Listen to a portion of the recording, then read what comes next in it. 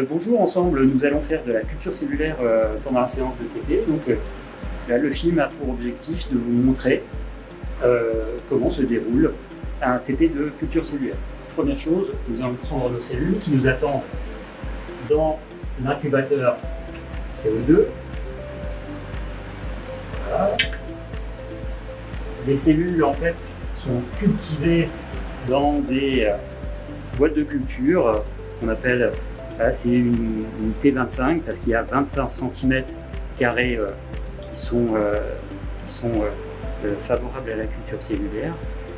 Elles sont sur le plan inférieur de la boîte et le milieu, le liquide rosâtre que vous voyez, eh bien c'est le milieu nutritif, le milieu de culture qui donne tout ce qu'il faut comme nutriments aux cellules. Première chose à faire, lorsqu'on a sorti la boîte de l'incubateur, eh bien on va vérifier la présence de cellules dans celle-ci. Pour ce faire, eh bien on utilise un microscope optique à contraste de phase. Il est inversé parce que les objectifs sont sous la patine. Et ce microscope, via une caméra, est relié à un PC. Comme vous pouvez le constater et le voir sur l'écran, eh bien toutes les petites unités un peu de forme en fibre ou alors en forme de tour Eiffel, en forme de triangle, réfringente, un peu noirâtre, ce sont nos cellules. Vous voyez que ces petites unités, ces petites cellules, il y en a énormément sur le champ d'observation et c'est ce qu'on va qualifier de confluence. Ensuite, après avoir observé nos cellules, nous allons vers le poste de sécurité microbiologique. Le poste de sécurité microbiologique, c'est un espace qui, grâce à un mécanisme de filtration, va pouvoir créer un espace stérile dans lequel nous allons pouvoir manipuler sans crainte nos cellules. Avant de déboucher ma boîte, je vais me nettoyer les mains avec le surfacé.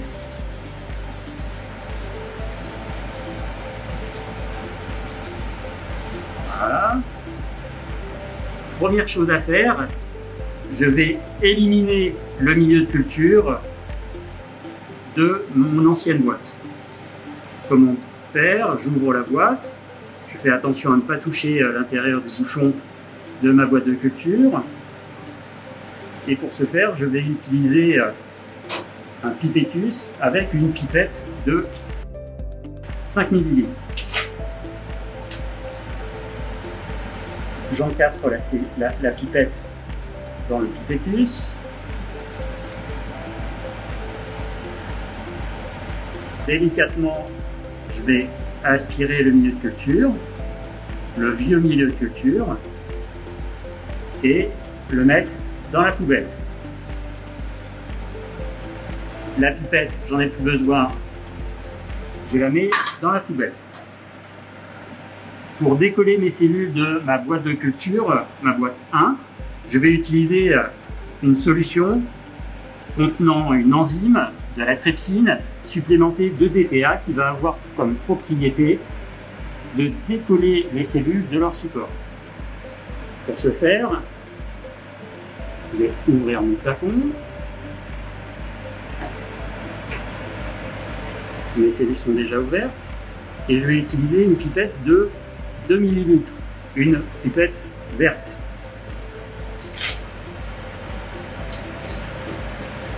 J'encastre ma pipette dans mon pipettus. Je fais attention à avoir les graduations de la pipette sous les yeux. Et je vais venir piquer 2 ml de trypsine avec mon pipettus. Voilà. Ces 2 ml sont amenés d'une part à rincer la boîte et ensuite à incuber la boîte.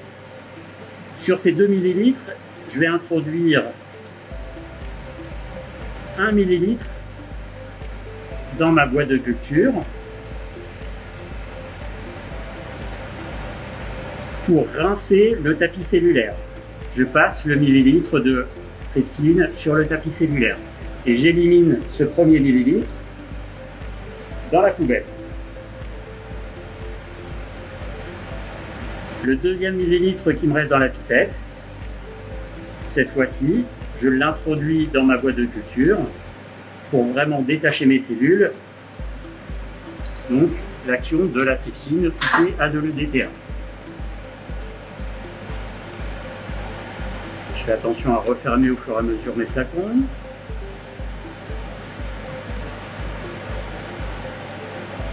Voilà. Une fois avoir fermé ma boîte, je fais bien attention à ce que le millilitre de trypsine recouvre bien mon tapis cellulaire. Et comme c'est une enzyme, les enzymes sont plus actives avec une élévation de température. Je vais placer ma boîte de culture dans l'incubateur à 37 degrés.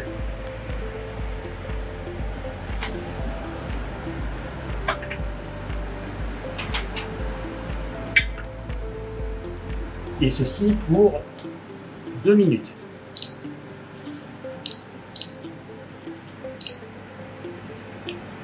On arrête le chrono. Nous pouvons récupérer nos cellules.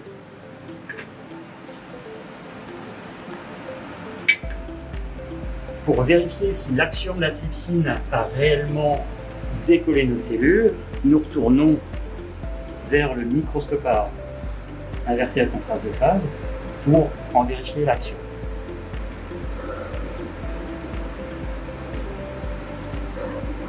Et comme on peut le constater via le dispositif de caméra, eh bien, de leur forme très étalée et très réfringente, les cellules se sont petit à petit, sous l'action de la trypsine, détachées de leur support et ont pris une forme non plus étalée, mais sphérique.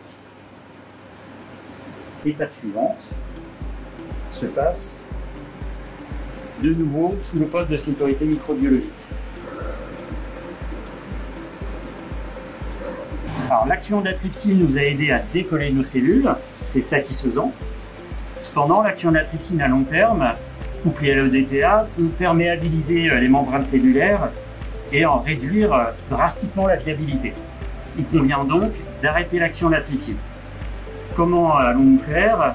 Simplement en introduisant 1 ml de milieu de culture complet dans la boîte dans le flacon de culture, ce qui aura pour effet d'arrêter l'action de la trypsine. Comment allons-nous faire? Déjà, on ouvre nos boîtes.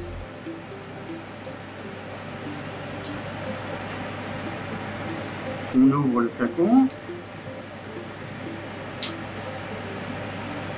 Et préventivement, nous allons aussi ouvrir le tube à centrifuger de 15 ml.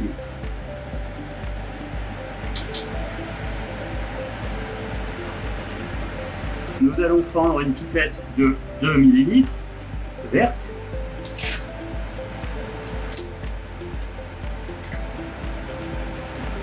On l'encastre fermement dans le pipettus et on pipette 1 ml de milieu de culture.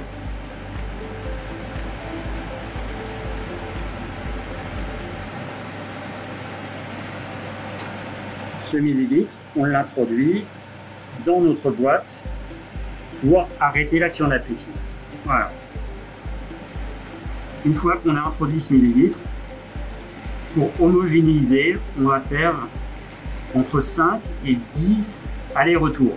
Des aspirations, des éjections, pour casser d'éventuels amas.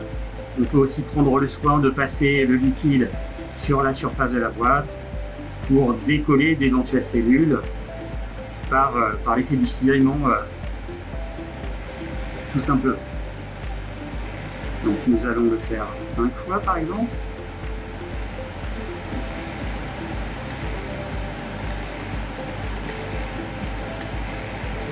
Ceci fait, nous prenons de cette solution, nous allons prendre 2 ml.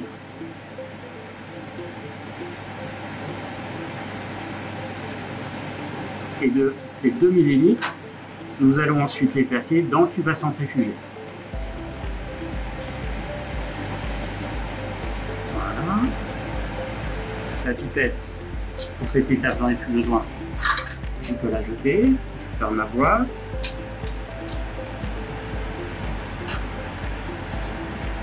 Je mets le bouchon sur le milieu de culture et je referme mon tube à centrifuger. Là, on a 2 ml de suspension cellulaire avec 1 ml de trypsine, 1 ml de milieu de culture complet et des cellules en suspension. Nous, ce qui nous intéresse de récupérer, c'est la phase cellule. Les deux autres, on va les éliminer. Et pour séparer les différentes phases, eh bien, on va faire appel à une instrumentation qui s'appelle une centrifugeuse. On va donc sortir du poste de sécurité microbiologique et aller vers la centrifugeuse. La centrifugeuse, très simple, pour l'ouvrir, vous appuyez sur Open. Voilà. À l'intérieur, vous pouvez voir le rotor, dans lequel sont placés 6 godets. Et c'est dans ces godets, par exemple le 1 et le 11, que l'on va placer notre échantillon. Avant de faire ça, pour équilibrer les volumes de part et d'autre du rotor, pour éviter que le rotor se casse sous l'action de la centrifuge, eh bien, on va prendre un tube avec un volume équivalent à celui qui est présent dans mon échantillon. On vérifie si les niveaux sont vraiment identiques. C'est bon.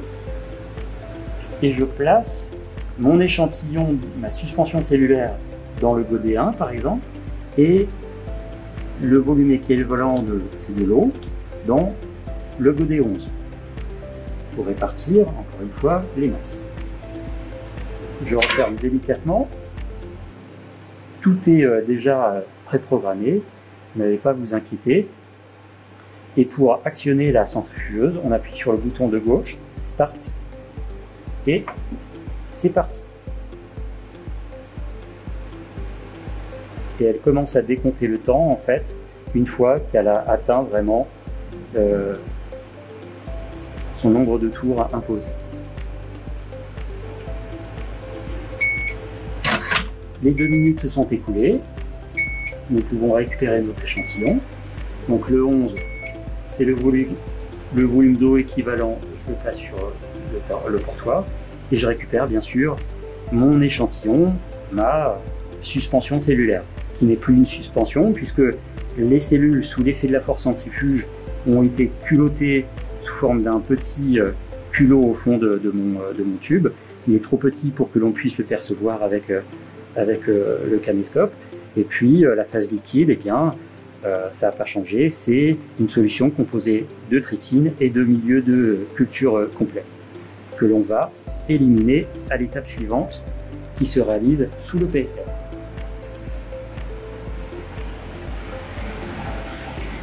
Et là, en fait, notre protocole de culture cellulaire, il est presque achevé. Nous allons achever le protocole en une seule étape. Déjà, j'ai oublié, mais il ne faut pas oublier de se désinfecter les mains le plus souvent possible entre les étapes. Tout ce qui est sous le PSM a été soit stérile, soit vraiment très propre. Ça, c'est notre première boîte de culture, nous n'en avons plus besoin. Et nous allons prendre une boîte de culture toute neuve pour poursuivre le protocole.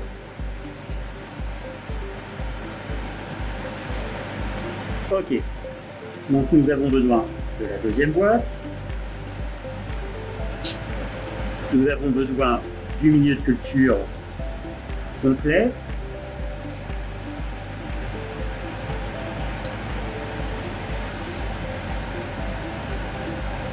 Et nous avons besoin, bien sûr, de notre suspension cellulaire que nous venons de centrifuger.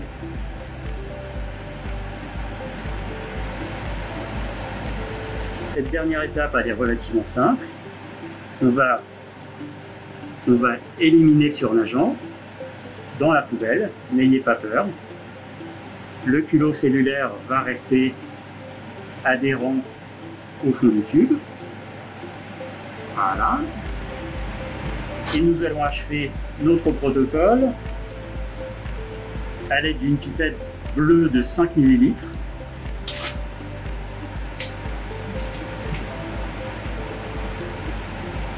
que l'on encastre dans le pipettus avec fermeté, et on va venir piqueter 5 ml de milieu de culture.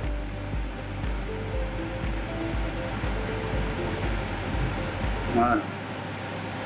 Ces 5 ml, on va en dispenser 3 dans notre boîte de culture.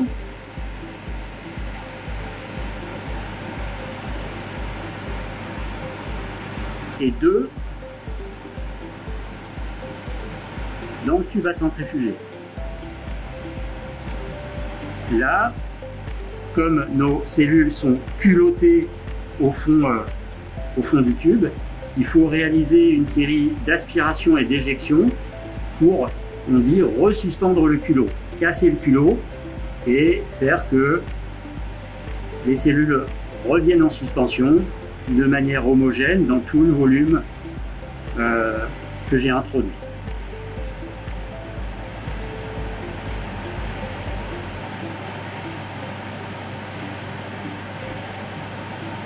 Après 5 à 10 allers-retours, et bien là, dans un but pédagogique, on ne réalise pas le passage de la même façon en optique recherche, mais nous allons prendre 50% du volume que nous venons d'introduire, soit 1 ml.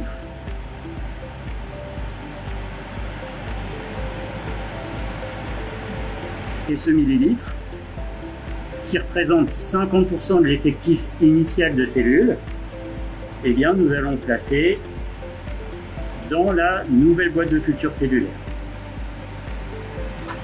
Et notre protocole, en fait, il est quasiment achevé. Nous allons bien sûr refermer la boîte. Faire attention à ce que la suspension recouvre bien. Parfois c'est un peu... Voilà. Recouvre bien la surface inférieure de la boîte de culture qui est traitée pour favoriser l'adhésion des cellules. Et puis je vais prendre le soin de fermer mon milieu de culture, mon flacon de milieu de culture. Et puis mon tube à centrifuger. Voilà. Il est impératif de labeller chaque boîte qui est introduite ensuite dans l'incubateur CO2. Donc je prends le soin sur la petite surface blanche d'indiquer le type de cellules. Ce sont des NIH3T3. Je mets la date. Aujourd'hui, nous sommes le 13 janvier, 13-1. Et je mets les initiales aussi de l'expérimentateur pour savoir à qui est cette boîte. Ce sont les informations minimales à indiquer sur la boîte. Et une fois ceci réalisé, eh bien, il ne me reste plus qu'à remettre ma boîte dans l'incubateur pour que mes cellules puissent réadhérer, s'étaler et reprendre une vie que l'on pourrait qualifier de normale. Dernière toute petite chose à faire, c'est que j'ai fait attention de ne pas mettre quoi que ce soit sur la paillasse, mais il est toujours de bon ton de s'assurer pour le prochain utilisateur et bien de faire un petit peu de ménage sur l'espace, par exemple sur la surface sur laquelle nous avons manipulé, pour encore une fois éliminer d'éventuelles traces de milieu, suspension ou quoi que ce soit d'autre. Ainsi s'achève le protocole de culture cellulaire.